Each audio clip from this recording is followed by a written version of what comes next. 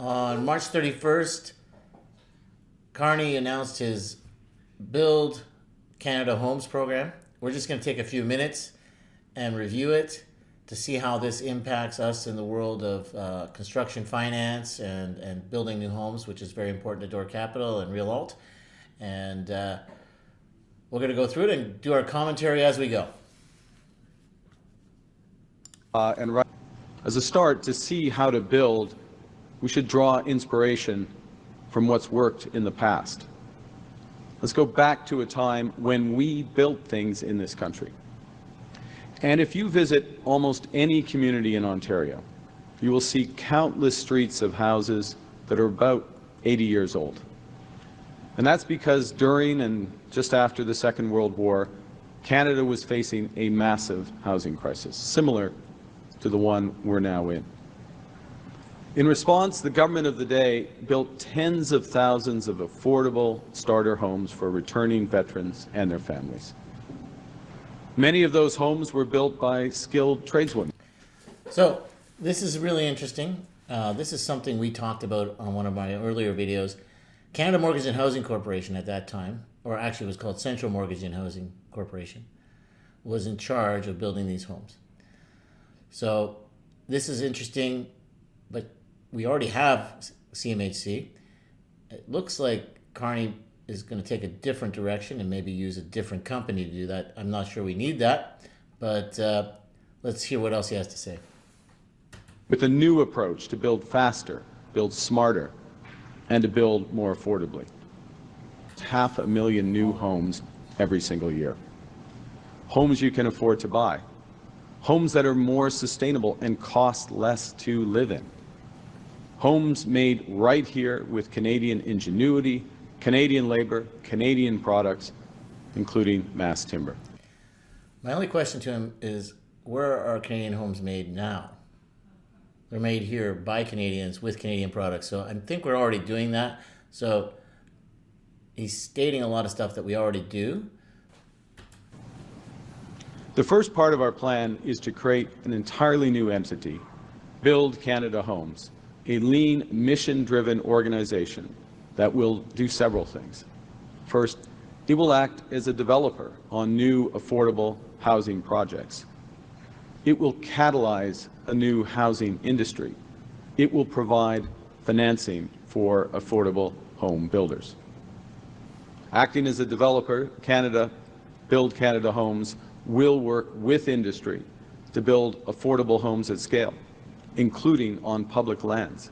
We'll make good on the promise to unlock federal lands for home building on a post-war scale. Well, this is interesting. So we're getting into some meat here. The crux of the policy, I guess, is creating a new entity. Again, we already had one that does that, but that's fine. I guess they'll create more work for us by creating a new entity. That scares me a little because that's more taxpayer money going out to an already big government. But aside from that, the idea of releasing federal lands and the idea of the federal government championing development on those lands is actually smart, because that would actually skip the municipal process. They can do whatever they want on federal land. So I think that's great.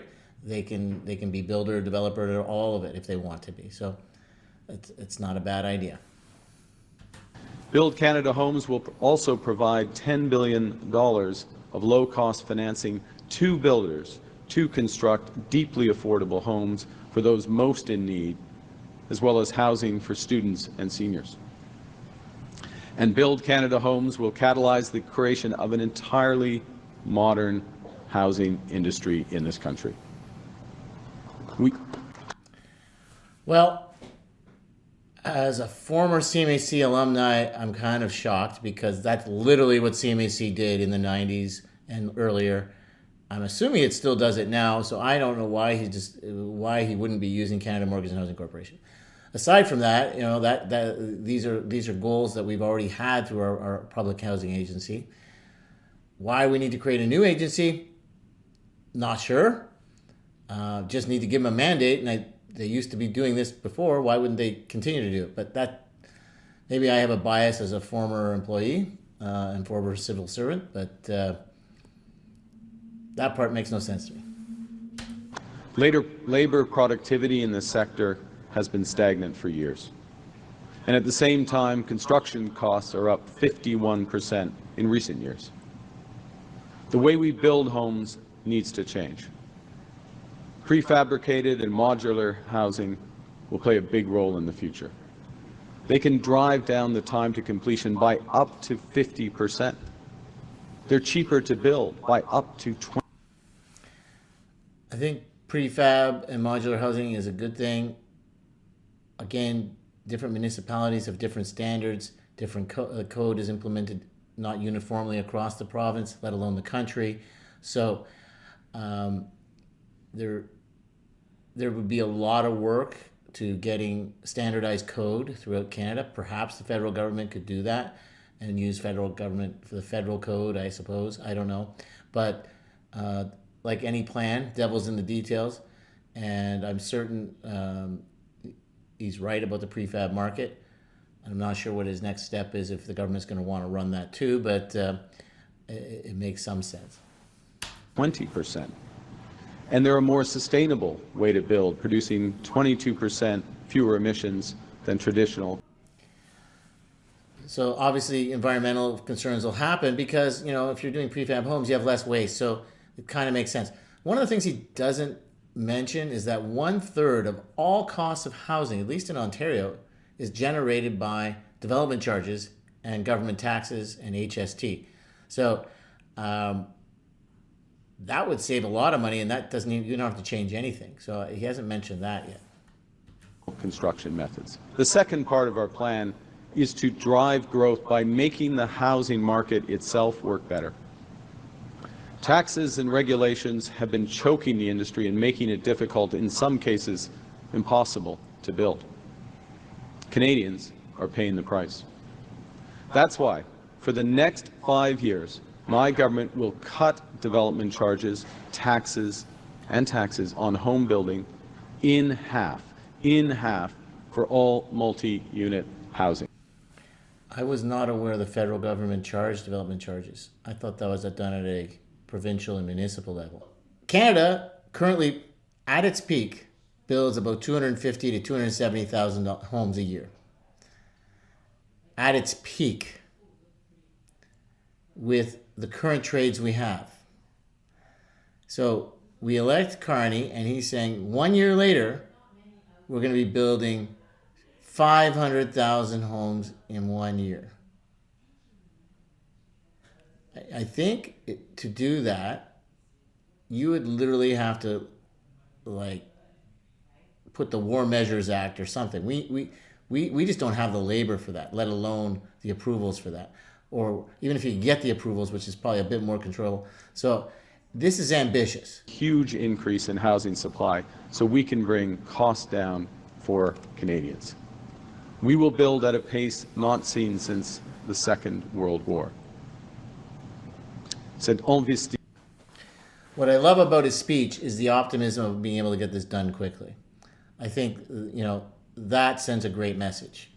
I think while I think there's a lot of these systems exist, and while I think, maybe he's just rebranding a lot of existing policies, I think what we lack is actually the motivation and the will to do it.